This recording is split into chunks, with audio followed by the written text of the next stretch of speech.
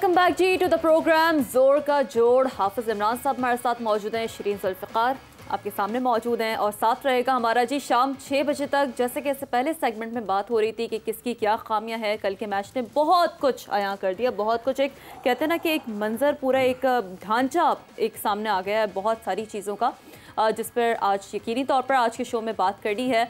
और ना सिर्फ ये बल्कि और बहुत सारे अहम डिस्कशन की जानिब पिछले सेगमेंट में हमने बात की थी, क्योंकि हम तो लगे हुए ना जी एक ट्रक की बत्ती के पीछे।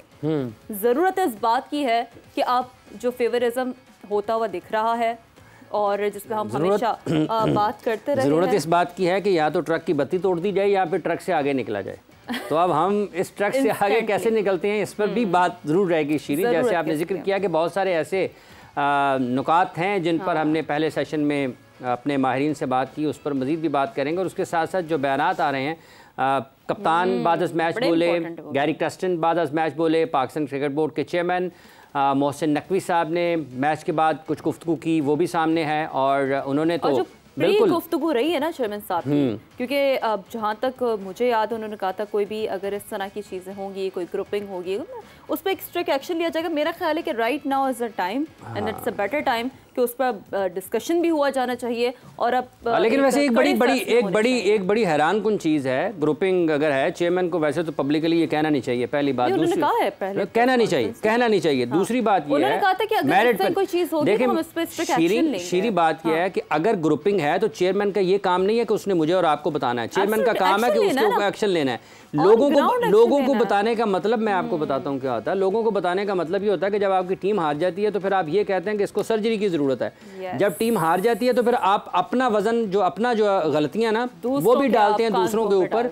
और यही चंद हफ्ते पहले खालिद महमूद साहब जो कि पाकिस्तान क्रिकेट बोर्ड के साबिक चेयरमैन है, उन्होंने कहीं पर एक इंटरव्यू दिया, उस पर पाकिस्तान क्रिकेट बोर्ड ने वजाहत जारी की कि ये खुद रेलेवेंट होने के लिए या खबरों में आने के लिए ये बयान दे रहे हैं, टीम की हौसला शिकनी के मुताबिक है। टीम के 2 मैच बाकी हैं जनाब चेयरमैन साहब, मौजूदा चेयरमैन साहब, और आपने अभी से हाथ खड़े कर दिए हैं कि पाकिस्तान की टीम में सर्जरी की ज़रूरत है। ये वो तमाम चीज़ें जिन पर गुफ्तगू रहेगी। शीरी साहबा हमारे साथ मौजूद है, पाकिस्तान क्रिकेट बोर्ड के साबिक चीफ सेलेक्टर जनाब मोहम्मद वसीम साहब। अस्सलाम वालेकुम वसीम साहब। वालेकुम अस्सलाम। ये क्या हो रहा है वसीम साहब, आपके दौरे हुकूमत में ये सारी क्रिकेट आपने खेली खिलाई, 3 साल तक लड़कों को मुंतखब भी करते रहे, टीम में ग्रुपिंग है। चेयरमैन ये शीरी ने कहा कि वो चेयरमैन साहब कहते रहे हैं और अब वो कह रहे हैं जी कि सर्जरी की ज़रूरत है।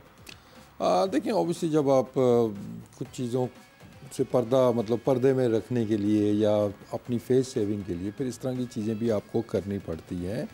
मैं नहीं कहता जी है या नहीं है, वो तो डिबेट नहीं है।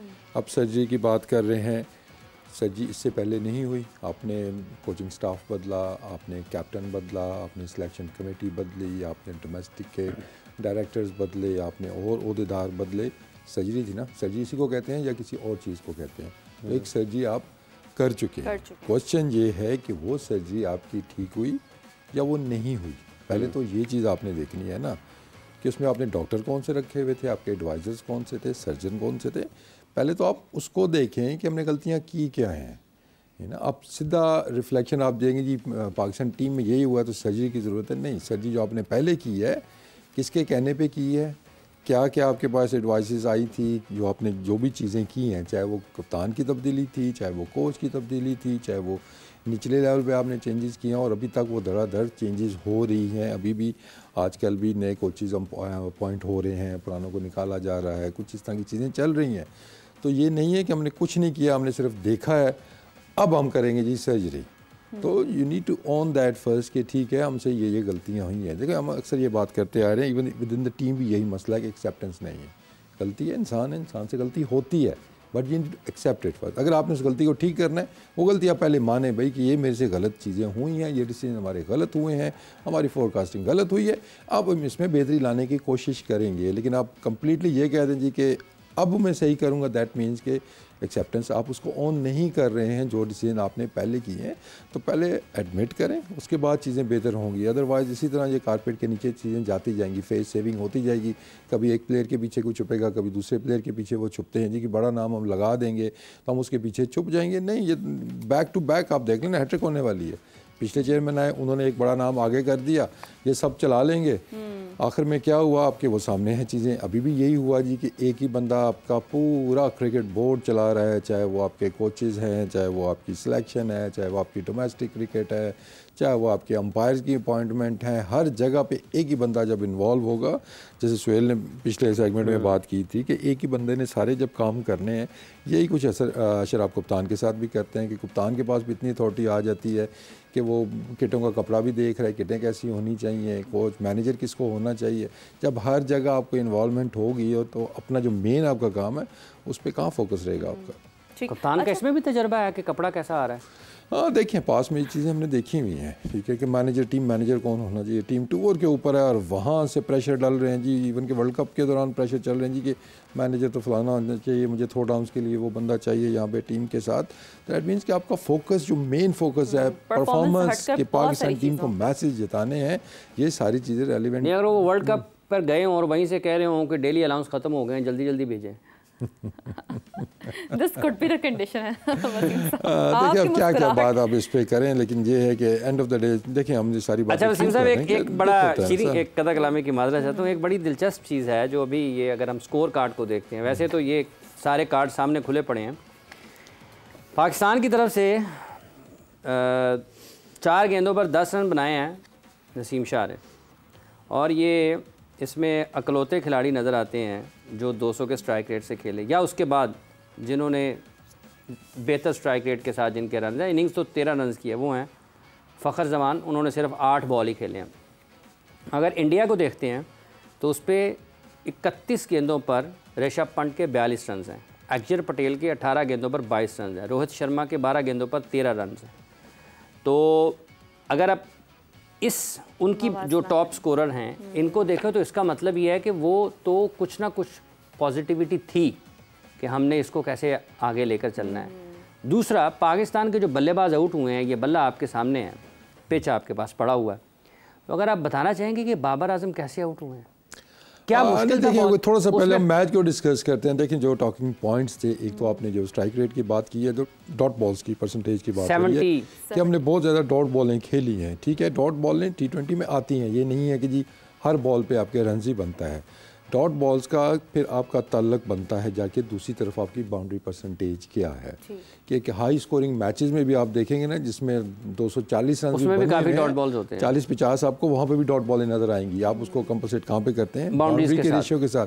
तो हमारी वो अप्रोच नज़र नहीं आई। सिंगल लेना टाइम आसान नहीं होता। कल हम इंडिया की स्ट्रैटजी देखते हैं कि शुरू में यहाँ पे इवन एक कैमरामैन कह रहे थे हमें कि यार ये सारे फील्डर ही ऊपर चढ़ाए हुए हैं सर्कल के अंदर ना, होता ना एक सर्कल से आर होता है और एक आधा बिल्कुल ही आगे आए हुए हैं। उनको पता था ये सिंगल के पीछे जाएंगे, तो that creates opportunity for you कि फील्डर्स बहुत ज़्यादा आगे आए हुए हैं, हम क्लियर करने की कोशिश करते हैं, बाउंड्री की तरफ जाते हैं, तो वो जो डॉट बॉलें आप वहाँ पे उनको बराबर करने की कोशिश करते हैं। तो बात फिर वही जो स्ट्रैटी या प्लानिंग है ना, ये इन चीज़ों का हिस्सा है। ये this is not rocket science जो मैं बात कर रहा हूँ, ये आम एक कॉमन सेंस की बात है क्रिकेट के अंदर कि हमने बाउंड्रीज़ पे जाना है जब डॉट बॉलें बहुत ज़्यादा आ रही हैं। डॉट बॉलें ज़्यादा क्यों आ रही हैं?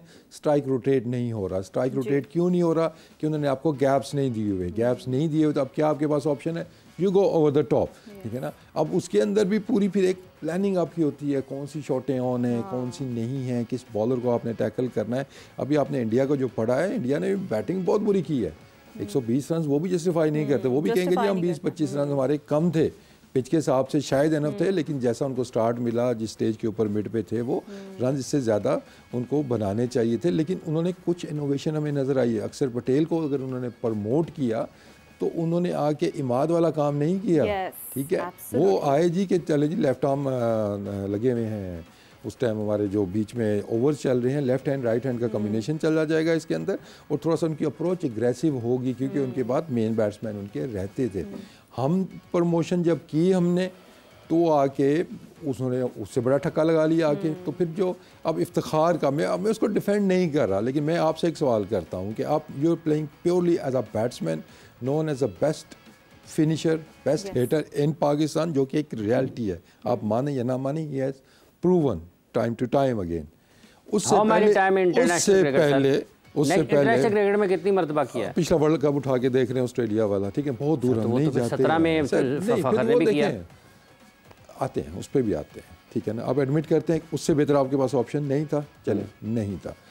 आप उससे पहले शादाब को बैटिंग करने भेज दें, आप उससे पहले इमाद को बैटिंग करने भेज दें, क्या गुजरेगी, उसकी मेंटल स्टेट पे आपने सोचा है कभी? वो सोचेगा नहीं कि यार मैं शादाब की तो आप हमायत करते रहे कि इसको नंबर 4 पे इम्पैक्ट है इसका, इसको खेलना चाहिए ऊपर। एज अ बैट्समैन कभी भी मैंने नहीं कहा, मैंने मैच से पहले भी जो टीम बनाई थी मैंने कहा था अगर आपने शादाब से बॉलिंग नहीं करानी तो उसकी एज अ बैट्समैन जगह नहीं बनती।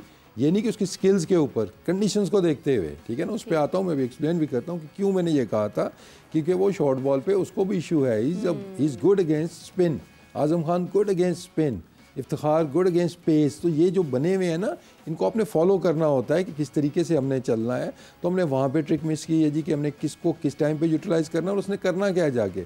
अब इमाद को भेज दिया आपने, क्यों भेजा? आया अंदर, मुझे यही था कि ये 10-20 रन यहाँ पे जल्दी कर देगा तो प्रेशर ऑफ हो जाएगा, बाकी लोग आके फिनिश कर देंगे।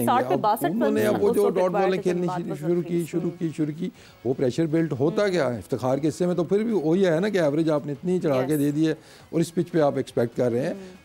मैं ये नहीं कहता उनको मैच नहीं फिनिश करना चाहिए था, उनका काम था, उनको फिनिश करना चाहिए था, लेकिन जो सीक्वेंस एक बनते हैं हम उन चीज़ों को फॉलो नहीं करते हैं। कल देखें अली आए हुए थे हमारे शो पे और उनके साथ हमने कुछ चीज़ें डिस्कस की थी कि इस पिच के ऊपर लेंथ क्या होनी चाहिए। अब ये सारी चीज़ें यहाँ बैठ के हुई, कोहली के बारे में क्या बात हुई थी, अली ने, सोहेल ने, हमने जो बात की थी कि वो उनसे दूर हार्ड लेंथ होनी चाहिए, ऑप्शन के बाहर उनको टारगेट करना चाहिए कि यहाँ पे ये आउट होते हैं, इनका बॉल जाता है गली स्लिप की तरफ जाता है, पॉइंट पे जाता है। चैंपियन ट्रॉफी आपको याद होगी, उसमें भी ऐसे आउट हुए थे। कैसे आउट वो हुए कल? उधर से ही कल वो आउट हुए। दैट मीन्स कि आप फोरकास्टिंग चीज़ों की करते हैं। अब ये नहीं कि मैं मतलब मुझे ऐसे ही पता चल गया या अली को ऐसे पता चल गया। ऑब्वियसली जब आप देखते रहते हैं, डेटा आपके पास होता है, आपके पास जोन आ जाते हैं कि भाई इस जोन में ये फंसता है। डेटा बहुत है हमारे पास, डेटा बहुत है, वो उधर ही रह जाएगा, वो मतलब इस्तेमाल जब आप नहीं करेंगे, ठीक है ना। अगर हम आते हैं अपनी बैटिंग की तरफ आते हैं ना, अगर स्टार्ट करते हैं जी बाबर आजम की जो विकेट गिरी है, एक चीज़ देखें अब उसमें, ठीक है वो टेक्निकली अगर आप देखते हैं उनकी बॉडी खुल गई, लेकिन एक चीज़ जो आपको नज़र आएगी कि वो बॉल ढूंढ रहे थे अपने जोन के अंदर कि मुझे बॉल आगे मिले और मैं उस ड्राइव के ऊपर जाऊँ, वो उन्होंने करना नहीं था। लेकिन फिर भी हम जो रेडी पोजीशन थी हमारी वो इसी के लिए थी कि बॉल यहाँ पे मिले, लेकिन उन्होंने बॉल कहाँ किया, उन्होंने बॉल उनको उधर ही किया, दूर उनसे, जिसके लिए वो प्रिपेयर्ड नहीं थे बॉडी खुली, वो अब आउट हो गए, वो चले गए। उसके बाद देखते हैं ये फ़खर जमान आउट हुए। नहीं, ये जो आपने बाबर का आउट बताया है, आपके ख्याल में बाबर को फिर प्लान करके आउट किया ना? बिल्कुल प्लान, तो जिस बॉल पे हिसाब से प्लान किया। मैं अवेयरनेस की बात कर रहा हूँ कि अगर बाबर खेल रहे हैं तो उनको पता होना चाहिए कि इन्होंने मुझे आगे बॉल नहीं करना।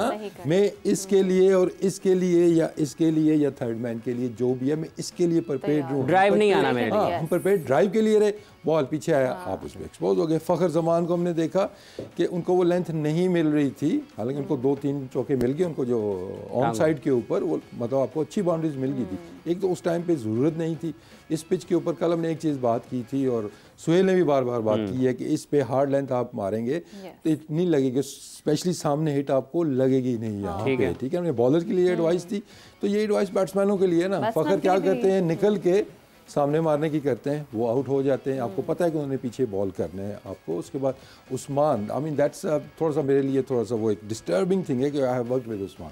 मुल्तान सुल्तान में हमारे साथ थे, उनकी स्ट्रेंथ है square of the wicket, spin के ऊपर वो कट अच्छा खेल लेते हैं, कवर अच्छा खेलते हैं, he is very good in the sweep shot.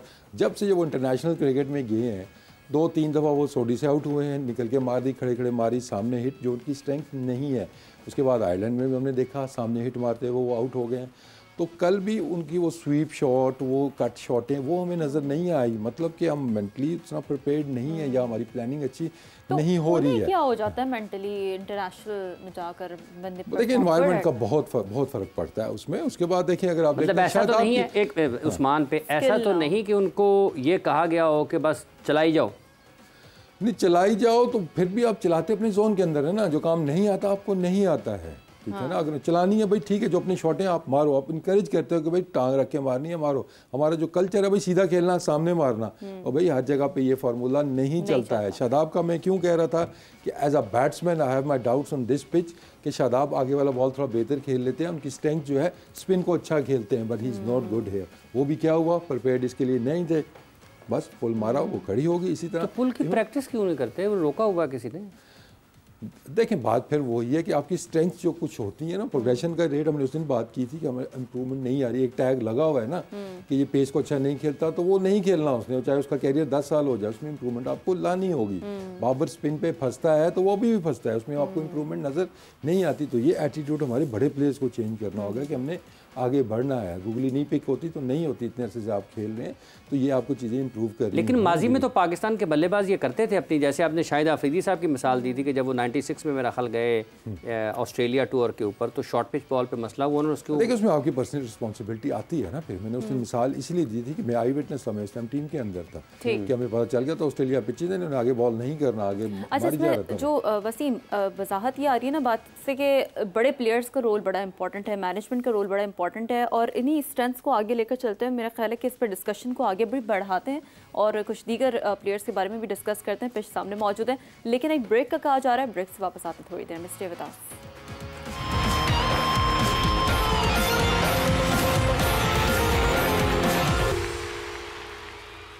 Welcome back जी टू द प्रोग्राम जोर का जोड़। और वसीम साहब पिच पे पहले से ही मौजूद हैं और बल्लेबाजों ने कहाँ पूरी टीम के मिला के 50 होने वाले हैं, हम अकेले ही होने वाले हैं। ये क्लियर कर दें। देखिए एक मैं चीज़ जो पॉइंट आपको रेज कर रहा था कि देखिए प्लानिंग, डेटा, मैचअप्स, उसके बाद प्लान जो आपके बनते हैं मैटर करते हैं। हम वो हार्ड लेंथ की बात कर रहे हैं, आप मैचअप और डेटा पे लेके जा रहे हैं कि हार्ड लेंथ पे हमारे प्लेयर फंसे। कुछ प्लेयर थे जो हार्ड लेंथ पे नहीं फंसते थे। रिजवान को हमने देखा कि वो पिकअप शॉट लेंथ बॉल को अच्छा खेलते हैं, इस एरिया में अच्छा खेलते हैं। उन्होंने क्या किया, उन्होंने बॉल किया आगे, वही शॉट खिलाया लेकिन बॉल आगे था, मिस हो गया उनसे। इफ्तिखार उसको पीछे हार्ड लेंथ पे बॉल क्यों नहीं किया, ये बाउंसर क्यों नहीं किया, बिकॉज उनको पता है कि वो पुल शॉट अच्छा खेल लेता है।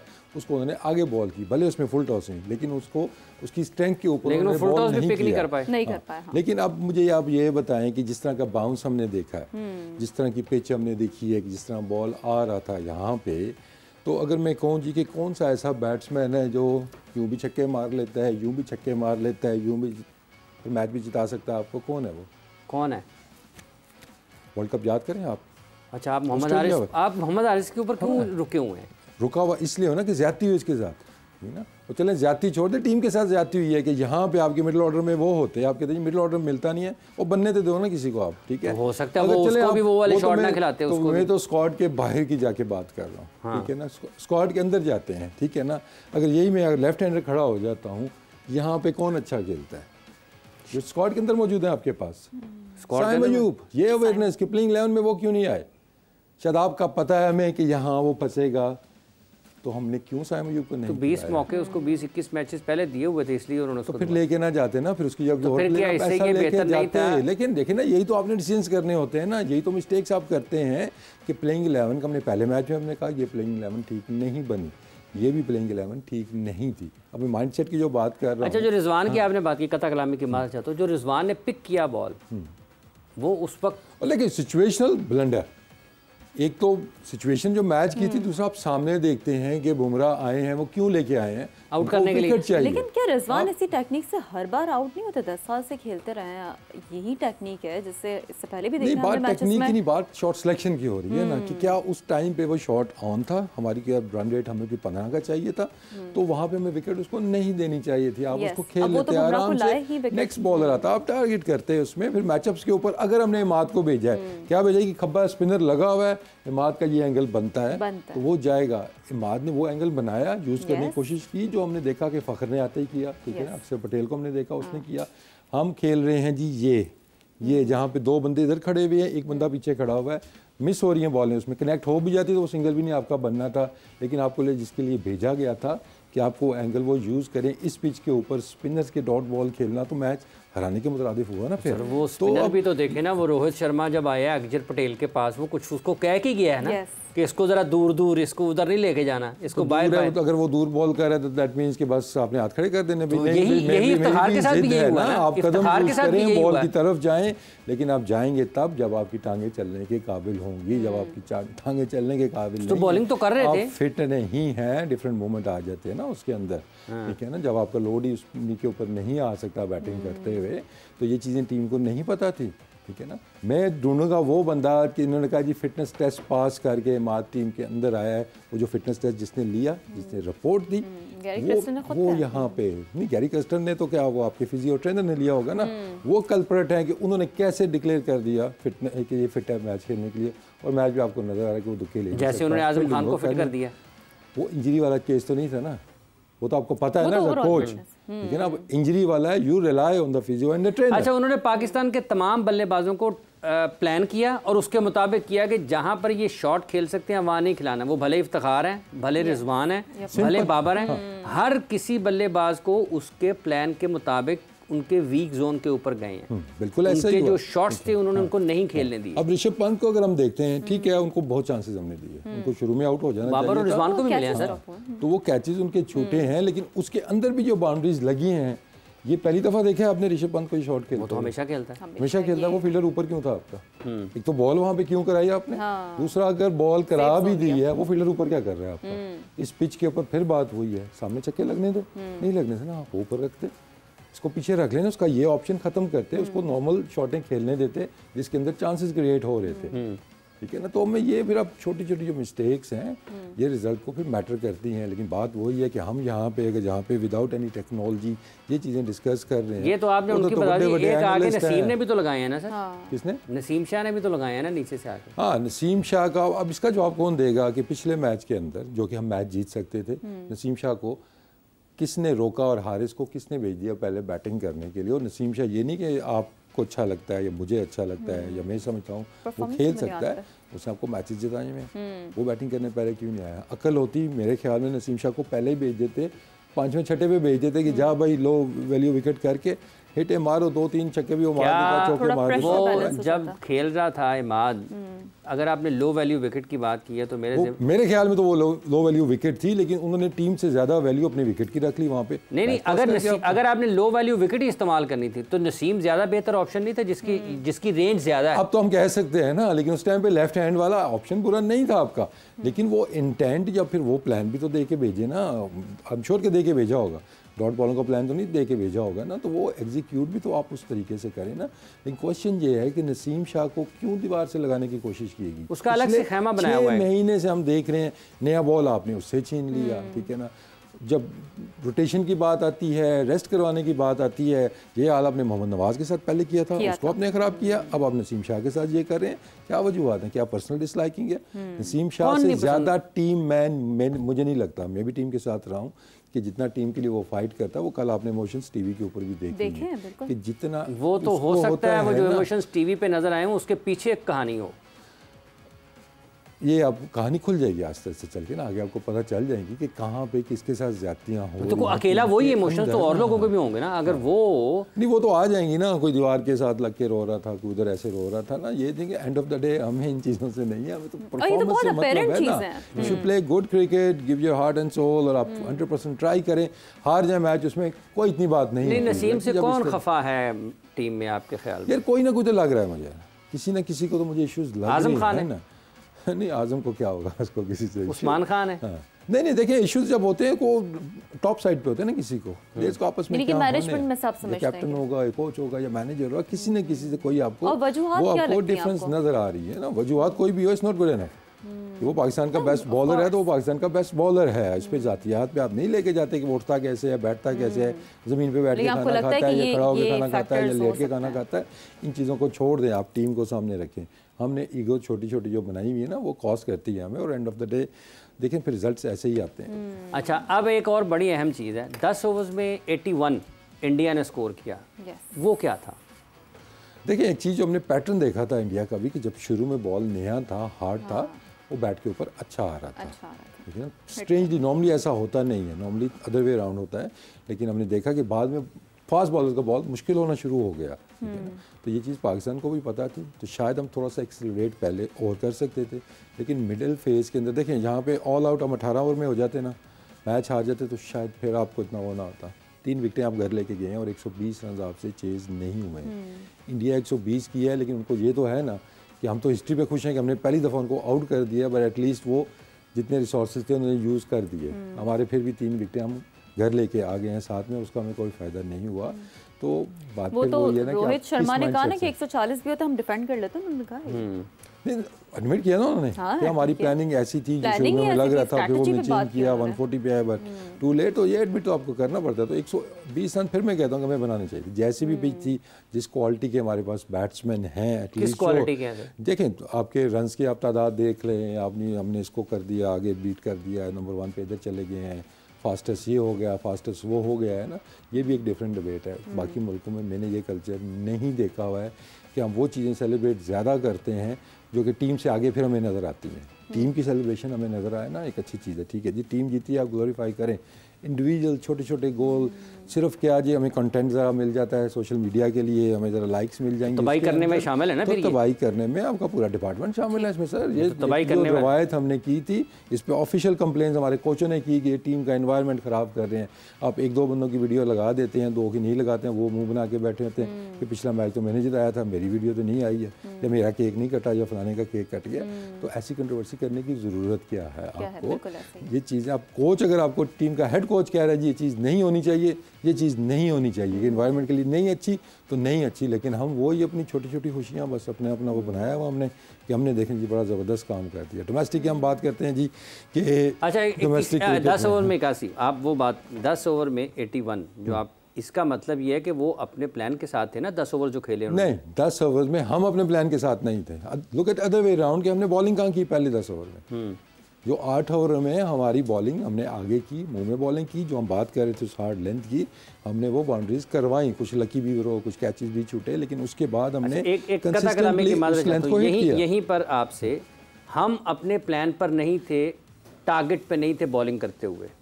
इंडिया वाइल बैटिंग अपने टारगेट पे था, इंडिया वाइल बॉलिंग अपने टारगेट पे था। इसका मतलब ये है ना, फिर बॉलिंग के तो उनके प्लान हमसे बहुत बेहतर थे।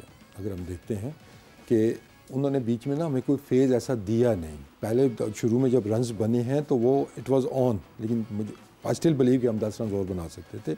पावर प्ले के अंदर हमने 35 बनाए, हमें 50 के लिए जाना चाहिए था। 10 रन कम थे ना, 10 रन, और आखिर में इतने रन मैटर करते हैं। 120 के मैच में 25 रन का फ़र्क नहीं आता है। अच्छा। तो वो जो होता है ना हमारा 10 वीवर शॉट, क्या वो आपका डायलॉग एक होता है 10 रन कम थे, तो वो हम पावर के हम वो कम थे। तो हम अगर वही बॉलिंग हम पहले करते तो फिर शायद ये 100 रन भी नहीं कर पाना था उन्होंने। लेकिन फिर मैं कहूँगा 120 रन आप फिर भी कहते हैं कि यू बैक योर प्लेयर्स, कि ये इसी तरह के प्लेयर हैं, 120 तो ये कर लेंगे, 200 नहीं होता, प्रॉब्लम है हमें। लेकिन एक जो जीनियस सवाल है ना, वो आपसे भी है मेरा और सारे लोगों से, कि हमने पूरा साल हमने एक कैंपेन चलाई सोशल मीडिया के ऊपर, मीडिया के ऊपर। सोशल मीडिया के ऊपर क्यों आ जाते हैं? इनका क्या कसूर है? सोशल मीडिया, पीसीबी का सोशल मीडिया, कि हमारा इंटेंट क्या होगा, हमने कौन सी क्रिकेट खेलनी है, हमने 200 प्लस की क्रिकेट खेलनी है, पूरा साल यही तैयारी हुई।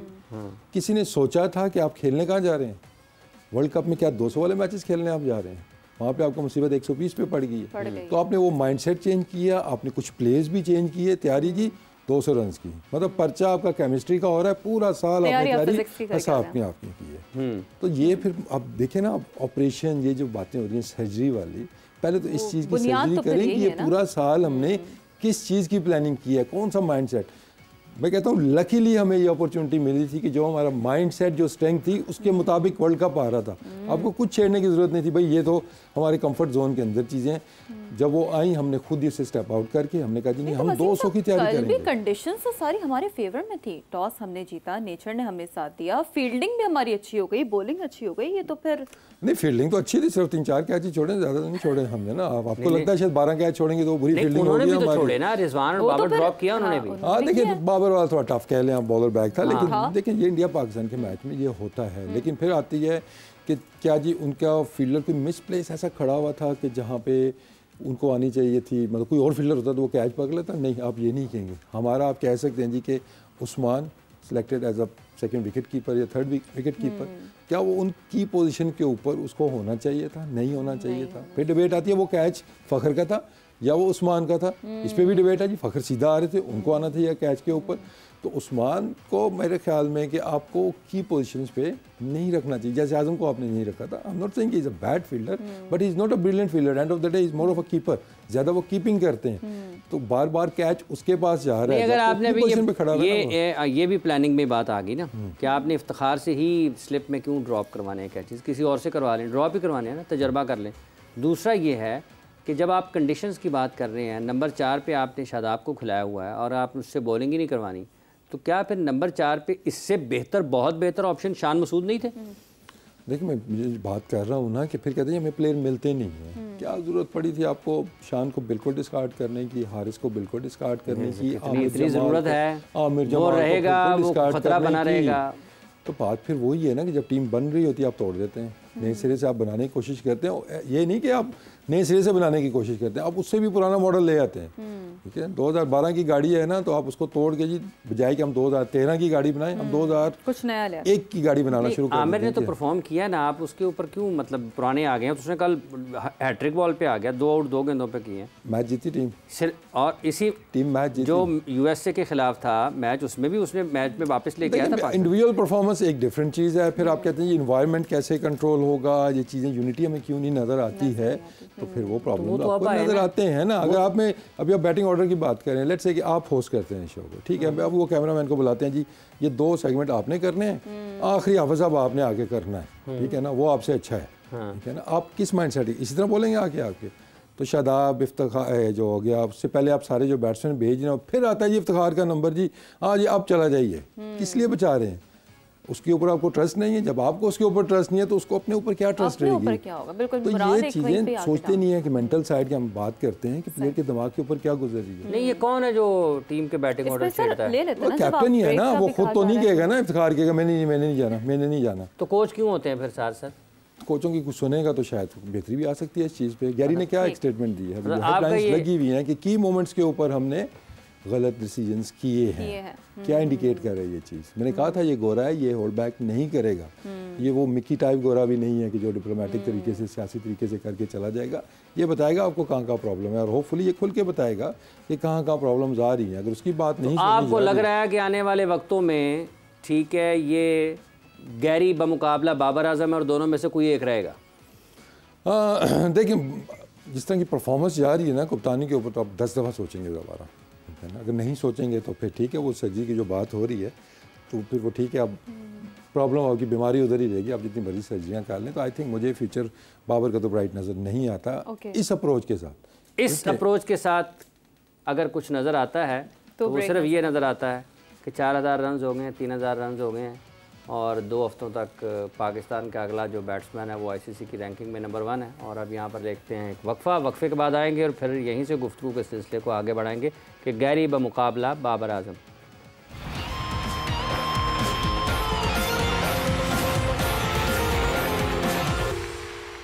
वेलकम बैक जी टू द प्रोग्राम जोर का जोड़, और गुफ्तगू इस सिलसिले को आगे बढ़ाते हैं। डॉक्टर अमास साहब भी हमें ज्वाइन कर चुके हैं। जैसे कि इससे पहले हम खिलाड़ियों की फिटनेस के हवाले से बात कर रहे थे, उनकी परफॉर्मेंस के हवाले से बात करने के लिए तो एक्सपर्ट मौजूद हैं, मोहम्मद वसीम हमारे साथ। लेकिन डॉक्टर अमास, before going to any further conversation, क्या तासुरात हैं कल के मैच के बाद आपके?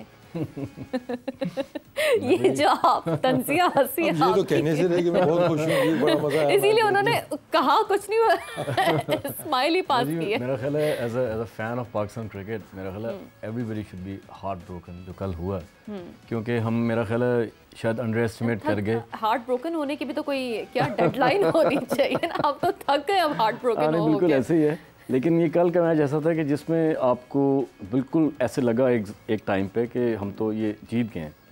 और जो मैं बात बार बार कर रहा हूँ कि जब हमारी टीम ने बैटिंग शुरू की है, हाँ, और उसके थोड़ी देर के बाद ही लगना शुरू हो गया कि हमारी जो बॉडी लैंग्वेज थी वो पॉजिटिव से नेगेटिव होनी शुरू हो गई। हाँ। और वो बहुत ऑब्वियस था, वो हर एक के लिए ऑब्वियस था। अगर आप इवन इंडियन डग आउट में देखते, जब जिस वक्त वो बैटिंग कर रहे थे तो स्कोर 120, उनको पता था कि 120 पे वो ख़त्म करेंगे। उसके बावजूद इंडियन डग आउट के अंदर पॉजिटिव एनर्जी थी, जो मैं हमेशा बात करता हूँ। विराट और रोहित आपस में मजाक कर रहे थे बाकायदा। मेरा ख्याल 119 या 118 स्कोर था।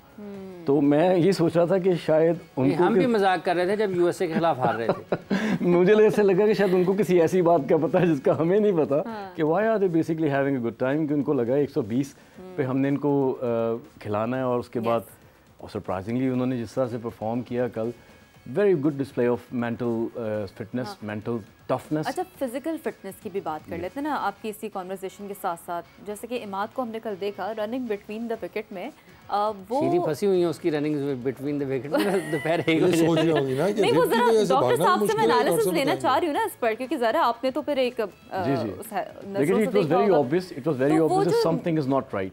जिस तरह से वो भाग रहे थे, ऐसा लग रहा था कि उनके लोअर लिम्ब में कोई ऐसा इशू है जिसकी वजह से वो ही वाज स्ट्रगलिंग, कि मतलब उनसे एक भी बड़ी मुश्किल से हो रहा था, दो तो आप छोड़ें, क्योंकि दूसरे में जब आप सेकंड रन के लिए वापस मुड़ते हैं आपकी नी ट्विस्ट करती है, आपका पाँव रोटेट करता है, उसको शायद वो प्रिजर्व कर रहे थे, हो सकता है। लेकिन ऐसे डेफिनेटली लग रहा था कि कोई लोअर लिम्ब में उनके कोई ऐसा इशू है, या तो नी में होगा या एंकल में होगा, जिसने उनको इम्पीड किया हुआ था कि वो उस तरह से रन नहीं कर सकते। यानी कि वो वही बात हो जाती है कि मुकम्मल फिट नहीं है, तो could it be get more severe? बिल्कुल, अगर उनकी कोई नी में इशू है, नी एक बड़ा कॉम्प्लेक्स स्ट्रक्चर है, बहुत कॉम्प्लेक्स। इसके अंदर इतनी सारी लिगामेंट्स हैं, इसके अंदर मेनिस्का हैं, इसके अंदर बर्साज हैं, इसके अंदर कार्टिलेजेस हैं। तो अगर आपका एक स्ट्रक्चर कहीं पे ख़राब होता है तो पूरी नी की स्टेबिलिटी को ख़राब करता है और बाकी स्ट्रक्चर्स को भी अपने साथ खींचता है, और उसके बाद एक आप एक्यूट इंजरी से क्रॉनिक इंजरी की तरफ चले जाते हैं, जिसके अंदर rehabilitation becomes a nightmare for the sports physicians. तो हम तो इसीलिए कहते हैं कि अगर आपकी कोई ऐसी चीज़ हो गई है, आपको फ़र्ज़ करें आपका मेनिस्कल टियर है, आप देखते हैं कि ग्रेड 1 का है, हम कहते हैं इसी वक्त प्लेयर को रेस्ट करवाएं, उसको मैनेज करें ताकि ये आगे ना जाए, क्योंकि अगर उसका मेनिस्कल टियर हुआ है इसका मतलब है थोड़ी देर के बाद उसका ACL जाएगा और थोड़ी देर के बाद उसका MCL भी जाएगा, जो मीडियल कोलैटरल लिगामेंट होती है, जो इस साइड से नी को बैलेंस कर रही होती है। तो इसलिए पूरी नी के डायनामिक्स जो हैं वो चेंज हो जाती हैं। इसीलिए मेरा ख्याल है कि मुझे नहीं पता, लेकिन मेरा अपना अंदाज़ा है कि डेफिनेटली कोई उनका इशू है जो उनकी टांग से शुरू हो रहा है, जिसकी वजह से वो काफ़ी ज़्यादा हेजिटेंट थे कल रनिंग करने में।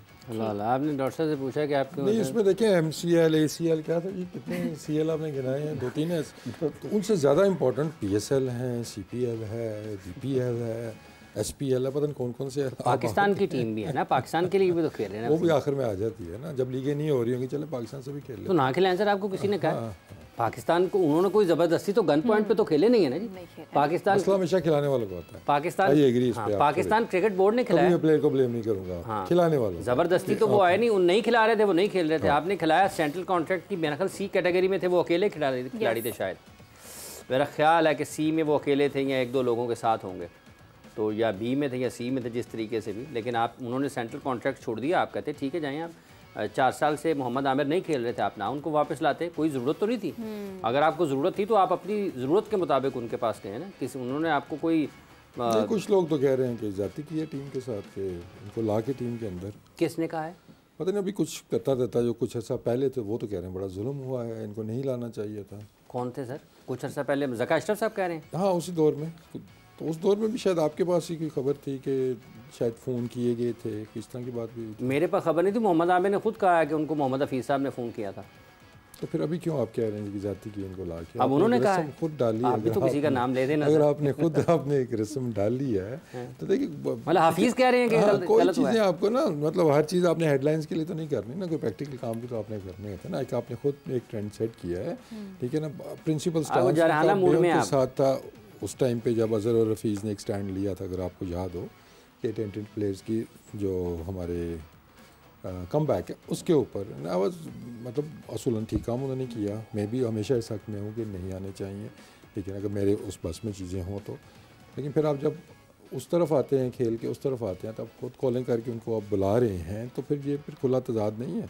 और फिर जब कोई और लेके आता है, आप फिर दोबारा अपना स्टांस चेंज कर लेते, तो स्टांस आपका एक होना चाहिए। तो ये सोचने वाली बात है। आप हफीज़ से नाखुश हैं इस मामले में?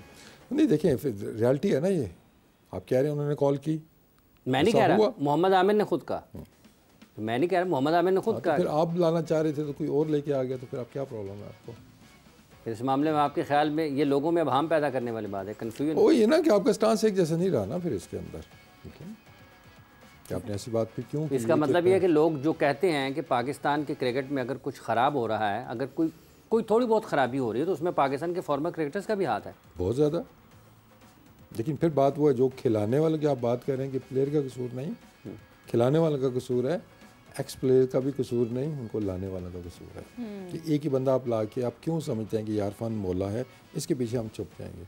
इसे डोमेस्टिक भी देखनी है, इंटरनेशनल भी देखनी है, इसे अकेडमी भी देखनी, इसे बाउंड्रीज भी देखनी, इसे ड्रेसिंग रूम भी देखना है, इसने खाने भी देखने, इसे कपड़े भी देखने। End of the day you are human being, meet and greet भी देखने, कोई ना कोई स्पेशलिटी होगी, यूज दैट स्पेशलिटी जो उसकी आप उस पे ही रहने दें और चेक एंड बैलेंस आप हर बंदे पे रखें। ये नहीं कि आपको एक बंदा को अच्छा लगा है या आपकी पहले से टर्म्स हैं उसके साथ आप आंखें बंद करके, क्योंकि एंड ऑफ द डे आप नहीं छुपते, प्लेयर के पीछे आप नहीं छुपेंगे, आखिर में नाम ऊपर वालों का ही आता है, जो कि अनफॉर्चुनेटली आना ही नहीं चाहिए। आइदर केस में नहीं आना चाहिए। आता क्यों है? क्योंकि आपकी इन्वॉल्वमेंट है। आप इन्वॉल्वमेंट अपनी ना रखें, राइट बंदे रखें काम के लिए, उनसे क्वेश्चन करें, वही जवाब दें। जी हाँ जी, आप सिलेक्शन के रिस्पॉन्सिबल थे, आप जवाब दें। आप फिटनेस के रिस्पॉन्सिबल हैं, आप जवाब दें।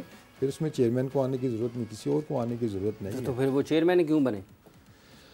आपने चीज़ों को ओवरलुक करना है, फिर आपने उनसे सवाल करना है कि हाँ भाई ये रिजल्ट्स नहीं आए हैं, टीम आपने क्या सिलेक्ट की है, ये फिटनेस के प्रॉब्लम कोई काम वसीम साहब करें, कोई काम जो है वो नसीम साहब करें, कोई काम जो है वो फ़हीम साहब करें, कोई काम जो है कासिम करे, कोई काम नाजिम करे। चेयरमैन का चेयरमैन इसलिए तो नहीं बनता ना, चेयरमैन तो बनता है कि काम लेना है। फर्स्ट जॉब इज कि उसने काम लेना है। करना क्या होता है, आपने ऑर्गेनाइज करनी है ना चीज़ें, आपने राइट बंदे रखने हैं, फिर आप उनसे क्वेश्चन करते हैं। तो अब मैं बात कर रहा हूँ सिस्टम की, तो जिसकी समझ शायद मुझे लग रहा है आपको भी नहीं आ रही है, आप जिस समझ देख रहे हैं कि या मैं वो कर रहा हूँ बात के मरीज के ऊपर ऐसा होता है, हो सकता है, क्यों नहीं हो सकता हमारे यहाँ ऐसा, करना चाहें तो क्यों नहीं हो सकता। वन मैन शो हम क्यों बनाते हैं, हम कंप्लेन करते हैं कि with in the team one man show. जब हर टीयर पे आपको वन मैन शो नज़र आ रहा है तो फिर हालात तो ऐसे ही होने। नहीं, ये वाले चेयरमैन ने तो बहुत फराख दिली से काम लिया वसीम साहब। उन्होंने कहा कि सिलेक्शन कमेटी कप्तान का तकर्रर करेगी, वही नामजद करेगी, वही सिफारिशात करेगी। सिलेक्शन कमेटी ही जो है वो बाइख्तियार होगी, वो उस चेयरमैन उसमें कोई मुदाखलत नहीं करेंगे। उन्होंने ये मीडिया से बात करते हुए अपने इख्तियारात, देखिए इस पे मुझे बड़ी एक सीरियस वो रिजर्वेशन है। आई डोंट थिंक कि मोहम्मद यूसुफ या अब्दुल रज़ाक उन्होंने इस पे हाँ की होगी। अगर उन्होंने हाँ की है तो हाँ की है तो साथ बैठे हुए ना सर, नहीं लाजमी तो नहीं उन्होंने हाँ कर दी है तो बस वही काम हुआ होगा। लेकिन आई एम श्योर कि क्योंकि ये सेटअप का हिस्सा रहे हैं और इनका फीडबैक मुझे आता रहा है सिलेक्शन के हवाले से भी, कप्तानी के हवाले से भी, तो I would be very surprise कि अगर मोहम्मद यूसुफ और अब्दुल रज़ाक इस बात पे कहें कि हम इस चीज़ के हक़ में थे कि कैप्टन दोबारा चेंज हो। ठीक, अच्छा at the end of the day बात जब इस्लाह करने पर आ जाती है तो यकीन तौर पर हम तो ये तनकीद बरा इस्लाह ही कर रहे होते हैं कि इस हवाले से वर्ल्ड कप हारने पर हमने देखा है कि कोच भी घर गए, पहले कैप्टन भी घर गए। आप समझते हैं कि इस परफॉर्मेंस के बाद ये एक ट्रिगरिंग पॉइंट हो सकता है कि आगे फ्यूचर आप क्या देख रहे हैं टीम का? देखिए और वैसे इसमें कुछ ऐड कर लें कि किस किस को घर जाना चाहिए, आपके जाना चाहिए। बिल्कुल, ये सवाल हमने पहले भी आपसे किया था। हमने जो पैमाना बनाया ना वर्ल्ड कप का, सारे मुल्क तकरीबन बनाते हैं, लेकिन वो 3 साल का, 2 साल का, 4 साल का एक प्रोसेस होता है। ठीक है, ये नहीं कि आप हफ्ता पहले आप कोच आया, साथ ही वर्ल्ड कप खत्म हुआ, जी कोच ने हमारे पास 13 दिन उसे कह दिया ना पहले दिन ऐसे, मैं तो अभी आया हूँ, हैंडफुल डेज हुए मुझे आए हुए, मैं तो अभी चीज़ों को समझ रहा हूँ, तो ये गलती आप ये करते हैं, तो आप उससे क्वेश्चन ही नहीं कर सकेंगे ना। वो कहेगा मेरे पास कौन सा जादू की छड़ी थी, जीत जाता तो वो कहता देखा नहीं मैंने कमाल कर दी, कितना बड़ा नाम लेके आए, हर चीज़ की आपने, no doubt is a very good coach. 13 दिन के अंदर उसने क्या कर लेना था, आज वो टीम का कल्चर नहीं चेंज करा सकेगा।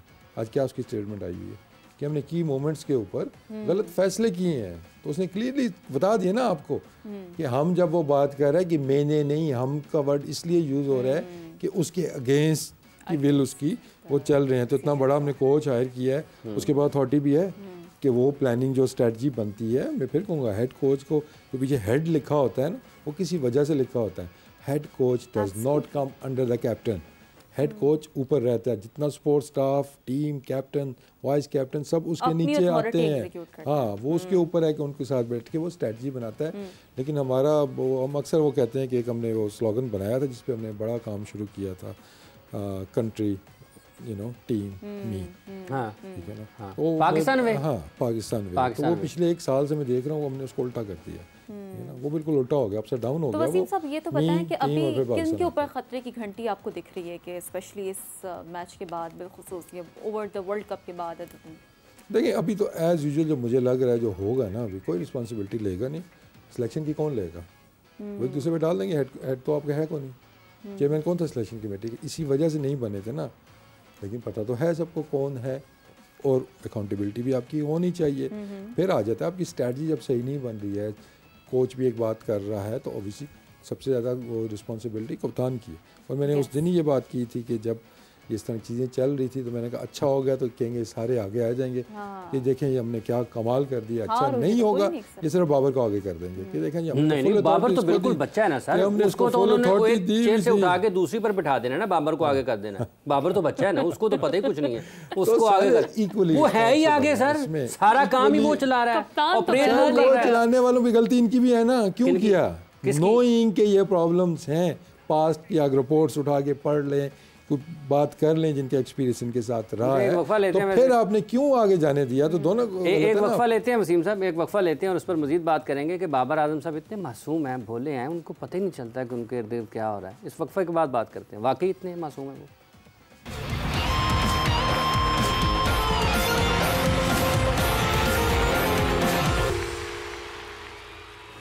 वेलकम बैक जी टू द प्रोग्राम जोर का जोड़। और बात तो यही हो रही है कि जी क्या होना चाहिए था, क्या नहीं हुआ, अगर ऐसा हो जाता। तो इसी सवाल को मोहम्मद वसीम हमारे साथ मौजूद हैं, तो उनकी जानिब लेकर चलते हैं। जैसे कि इससे पहले भी आप बात कर रहे थे कि स्पेशली बात हो रही है कि जी अब टीम का फ्यूचर क्या होगा, बिलखुसूस बाबर आजम के हवाले से आपने कुछ प्रेडिक्शन अगर आप कर जाते हुए इमरान आखिर में शायद कुछ कह रहे थे जी, क्या वो कह रहे थे कि बाबर आजम मासूम नहीं है इतना, ये शिकवा छोड़ के गए थे। नहीं देखिए, मासूम तो रिस्पॉन्सिबिलिटी सबकी आती है। देखिए उसमें जहाँ पे अगर लेट से 30% किसी और की आती है तो 60% कैप्टन की आएगी। ठीक है कि आपने सही डिसीजन नहीं किए, एडवाइस नहीं ली, वो भी आपका कसूर है। और अगर कोई गलत काम हो रहा है और आपने उसको नहीं रोका फिर भी आपका कसूर है। तो सबसे पहली रिस्पॉन्सिबिलिटी तो कैप्टन के ऊपर आती है कि हम ब्लेम गेम नहीं खेल सकते कि हमारी बॉलिंग नहीं चली या हमारी बैटिंग नहीं चली। It's mixture of everything. हो ना कि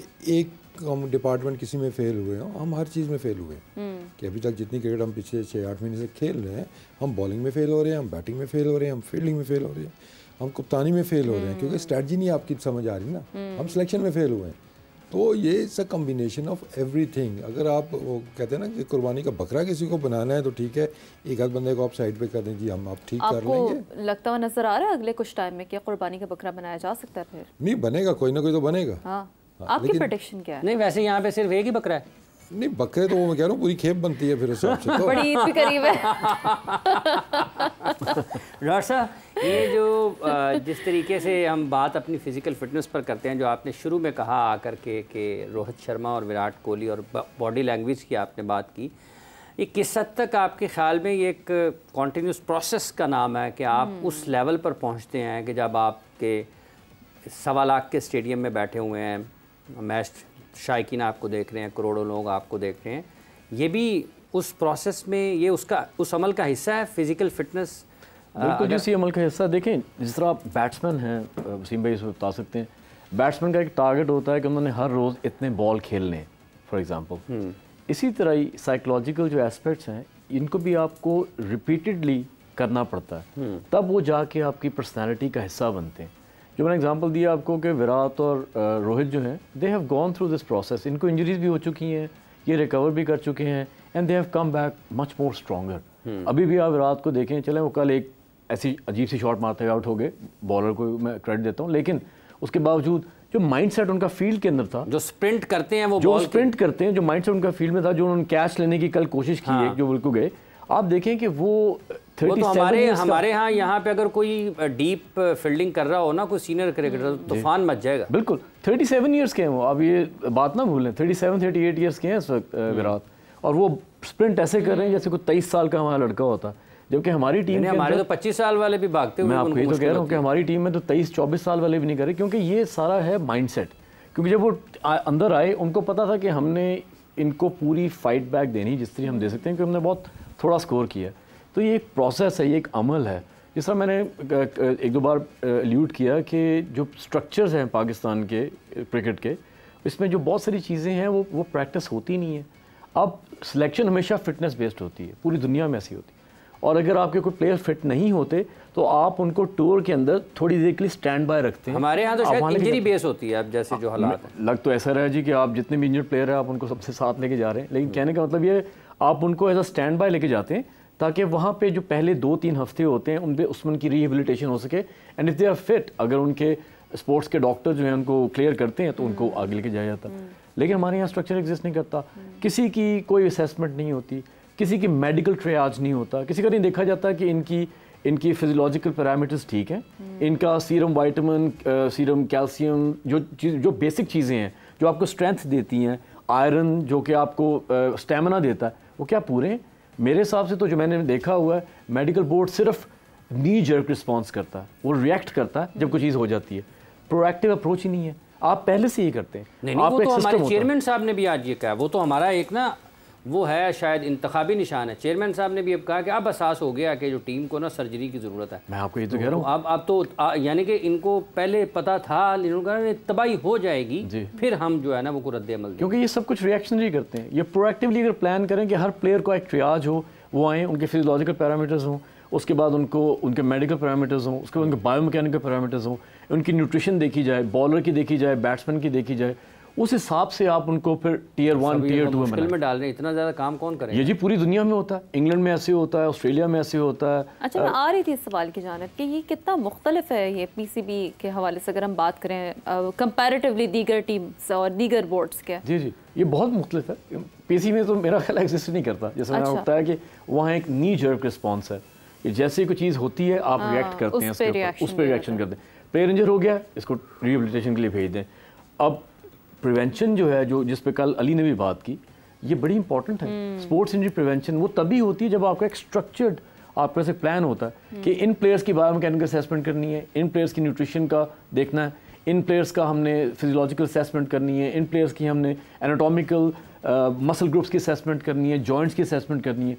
उसके बाद आप उनको स्क्रीन करते हैं कि जी ये प्लेयर्स हमारे हमें फिट लग रहे हैं, ये प्लेयर्स हैं, इन पे काम होने वाला। अनफॉर्चुनेटली ऐसे होते ही नहीं। आप एक मेरा ख्याल है, मुझे नहीं पता किस किस्म की फिटनेस टेस्टिंग होती है, लेकिन प्रॉब्ली इट्स वेरी रिमोट। बहुत अच्छी होती है, इट्स वेरी, मेरा ख्याल है बहुत रिमोट है, क्योंकि जब बाहर जो मैं फिटनेस टेस्टिंग आजकल देखता हूँ उस पर मेरा नहीं ख्याल कि पाकिस्तान टीम का कोई शायद 1 या 2 प्लेयर्स, मेरा ख्याल है शाहिद आफरीदी जो है शायद उस ज़माने में he was probably one of the fittest cricketer, क्योंकि वो उस सारे फिटनेस टेस्ट को पास करते थे। और अब इस वक्त मुझे कोई इतना, लेकिन ये डॉक्टर साहब ये जो आप सिचुएशन बता रहे हैं तो बड़ी आइडियल सिचुएशन है। ऐसे में अगर हम अपने टीम की बात करें तो उसमें किसी को 4 साल बाद लाया जाता है, बड़े मेजर गैप के बाद, मार्जिन के बाद लाया जाता है, तो ये सारी चीज़ें उस खिलाड़ी पर रखते हुए मॉनिटर करना कितना चैलेंजिंग हो सकता है? कुछ भी नहीं है जी, मैं आपको बताता हूँ मैं जिस तरह काम करता हूँ, मैं साल में 3 उनकी असेसमेंट्स करता हूँ, जिसको मैं 4 मंथ्स की असेसमेंट कहते हैं, क्वार्टरली असेसमेंट।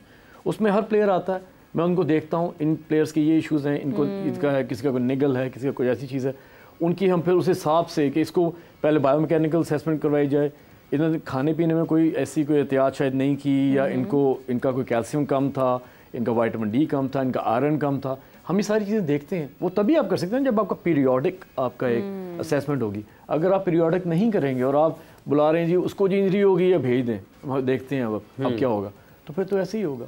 बाहर पीरियोडिक असेसमेंट्स होती हैं एवरी 4 मंथ्स, और फिर प्लेयर्स को बताया जाता है कि जी ये प्लेयर बिल्कुल फिट हैं, ये फिट हैं इस वॉल्यूम ऑफ क्रिकेट के लिए, ये फिट है इस वॉल्यूम ऑफ क्रिकेट के लिए। अब आप देखें ना, वॉल्यूम्स देखें, टेस्ट क्रिकेट है, 50 ओवर है, 20-20, अब कई हमारे प्लेयर्स हैं, हमारे T10 भी खेल रहे हैं, ठीक है। अब शाहीन आफरीदी को मैंने भी 3-4 मिनट पहले देखा, वो शारजा में 10-10 कोई खेल रहे थे। ही इज़ नॉट फिट। वो आप कैसे 10-10 खेल सकते हैं? आप हमारे एसेट हैं पाकिस्तान नहीं, वो जो शारजा UAE में हुआ था, वो एमिरेट्स क्रिकेट लीग उन्होंने खेली थी। हाँ जी बिल्कुल। मैं आपको ये बता रहा हूँ ना कि हमारा ऐसा प्लेयर जो हमारा एक स्टार है, जिसको एलीट प्लेयर है, उसको आप क्यों एक 10-10 वाले मैच में खिलाएंगे? आप वो भी 2020 थी, 2020। अच्छा 2020 था, मेरा ख्याल है 10-10 एमिरेट्स क्रिकेट लीग जो है वो T10 नहीं थी, वो 2020 क्रिकेट लीग शुरू की है एमिरेट्स ने। जी वसीम साहब, इतना बड़ा इंपॉर्टेंट टूर्नामेंट नहीं था, मेरा कहने का मतलब। वसीम साहब, आप के ख्याल में अब जब हमने ढूंढ रहे हैं मसाइल को और काफ़ी सारी आपने इस टीम में, आपको लगता है कि जैसे चैंपियंस ट्रॉफी चेयरमैन साहब ने कहा है कि ये नई टीम होगी, टीम चेंज होगी? देखिए वनडे में टीम वैसी चेंज हो जाती है, फॉर्मेट चेंज होता है तो प्लेयर चेंज हो जाता है इसमें, लेकिन पाकिस्तान में बहुत कम होते हैं। नहीं है ना, 3-4 तो है ना आपके स्पेशलिस्ट, ODI क्या टीम तो चेंज होती है उसमें। लेकिन अभी ये डिबेट भी चल रही है कि शायद उसको भी T20 में कन्वर्ट कर दिया जाए। देखिए कोई भी जब बड़ा इवेंट होता है उसके बाद आप जो लॉन्ग टर्म प्लानिंग होती है ना आपकी तबीयत, आप चीज़ों को सही तरीके से सेस करते हैं, फिर आप अगले इवेंट की प्लानिंग करते हैं। अब उसमें टाइम कितना है, क्या आप 1 साल के अंदर या 2 साल के अंदर इनमें से कौन से प्लेयर्स हैं जो आगे जा सकते हैं, कौन से प्लेयर्स हैं जो आगे नहीं जा सकते हैं, आप अभी से वो डिसीजन करते हैं। फिर एक और जो आपका ग्रुप बन जाता है, एक पूल ऑफ प्लेयर्स बन जाता है, चाहे वो 15, 18, 20 जितने भी लड़के हैं, फिर आप उनके अराउंड टीम बिल्ड करना शुरू करते हैं और उनको कंटिन्यूसली चांसेस आप देते हैं। ये नहीं कि आपने ही सारे मैचेस खेलने हैं, वो बेंच पे बैठे रहें। अभी भी मसला में क्यों आ रहा है कि जो बेंच स्ट्रेंथ है हमारी, वो बेंच की ही स्ट्रेंथ है क्योंकि वो टेस्ट नहीं हुए हुए हैं। मैं एक चीज़ का बड़ा वो कायल हूँ कि मैं स्क्वाड के अंदर कभी ऐसा लड़का नहीं डालूंगा जिसको प्लेइंग 11 के अंदर डालते हुए आपको 10 दफ़ा सोचना पड़े। अच्छा, एक दफ़ा सोचना पड़े, हाँ भाई इस चीज़ की ज़रूरत है, ये हमारे पास बैठा हुआ लड़का, ये टीम है। ये जो 15 की टीम थी, इसको बनाने से पहले 9 सेलेक्टर्स ने क्या 11 बनाए होंगे? देखिए पहला आपका होता है आप आइडियल अपनी प्लेइंग 11 बनाते हैं कि ये हमारी एक मेन प्लेइंग 11 है, जेनेरिक्स एक बनती है ना कि ये नॉर्मल सर्कमस्टांसिस के ये हमारी बेस्ट प्लेइंग 11 है। फिर एक स्पिनर, एक फास्ट बॉलर इधर उधर आप कर सकते हैं जी, कंडीशंस के हिसाब से है। लेकिन वो हमारी प्लेइंग 11 हमारी टीम क्यों डिले हुई, इसी वजह से प्लेइंग 11 ही नहीं बन रही थी ना। अब जो देखें मरहला होता है टीम के, जो आप कहते हैं कम्बिनेशन बनाने का, आपके कुछ सवालों के जो जवाब हैं, फॉर्म किसकी अच्छी है किसकी नहीं है, नंबर्स थोड़े से कम। हमने वो मैचेस, हमने जो पिछले 3 महीने के आप मैचेस देख लें, चाहे वो होम सीरीज़ हमारी न्यूजीलैंड की थी, हम आयरलैंड खेले, उससे पहले अफगानिस्तान खेले, जितने भी हमने ट्रायल बेसिस पे खेले। हम लड़कों के ओपन ट्रायल्स ले रहे हैं इंटरनेशनल मैचेस के अंदर के, जो रन्स कर गया उसको हम रख लेंगे, जो रन्स नहीं करेगा उसको हम नहीं रखेंगे। और वो उसके जवाब आपको नहीं मिले, जिनसे आप परफॉर्मेंस लेना चाह रहे थे उन्होंने नहीं दी, शायद जिनसे आप नहीं लेना चाह रहे थे उन्होंने आपको कुछ दे दी, लक्का फिर भी आपने नहीं है। तो ये प्रोसेस का नाम है, ये नहीं है कि एक छुरी लेके सर्जरी करेंगे एकदम से सारी चीज़ें ठीक हो जाएंगी। दूसरा थोड़ी सी एक चीज़, अभी ये डॉक्टर साहब भी जिस पे बात कर रहे थे, ऑब्वियसली मैं सिस्टम के अंदर रहा हूँ, I have seen the things closely. इतने बुरे हालात नहीं है कि कुछ भी नहीं है वहाँ पे, कोई मशीनरी नहीं है या कोई काम वो नहीं कर रहे हैं। किस लेवल पे हो रहा है, कब हो रहा है, उसका स्ट्रक्चर क्या है, ये डिबेटेबल है। ठीक है, अगर हम कहें जी फिटनेस टेस्टिंग हमारी नहीं होती, वन ऑफ द बेस्ट आपके पास फिटनेस ट्रेनर है, ठीक है, साउथ अफ्रीकन है। उसके बाद आपका जो फिजियो है is one of the best in the world, आपके पास जो है जो आपका फिजियो है। अब उनकी सुनी कितनी जाती है, मुझे नहीं लगता कि वो पास तो सब सुनी जाती है, नहीं सुनी जाती सर, मैं रहा हूँ ना, उनकी नहीं सुनी जाती। हाँ उनका जो कसूर, मैं क्योंकि ये मेरे पास फर्स्ट हैंड इन्फॉर्मेशन है कि मेरी इंटरेक्शन डायरेक्टली उनके साथ थी, भाई ये प्लेयर फिट है या नहीं है, तो वो येस नो में जवाब देते हुए ना वो हिचकिचाते थे, और मैं उनसे यही बात करता, यस हाँ या ना में जवाब देते मुझे ये नहीं चाहिए कि ये ऐसे है तो ऐसे है। मैंने कहा is he fit to play और नॉट, इस 2 ओवर के लिए वहाँ पे वो डंडी मारते थे। और एक और जो इशू था, वसीम साहब आपका बहुत बहुत शुक्रिया, कथा कलामी की माफ़ी चाहता हूँ। ये एक बड़ा अहम मौजू है कि फिजियो कहाँ पर खड़ा होता है। वसीम साहब, डॉक्टर साहब, आपका बहुत शुक्रिया। तमाम देखने वालों को भी बहुत बहुत शुक्रिया। आज के इस प्रोग्राम से हम आपसे इजाज़त चाहते हैं, कल आपसे दोबारा मुलाकात होगी। अपना बहुत सा ख्याल रखें, अल्लाह हाफ़िज़।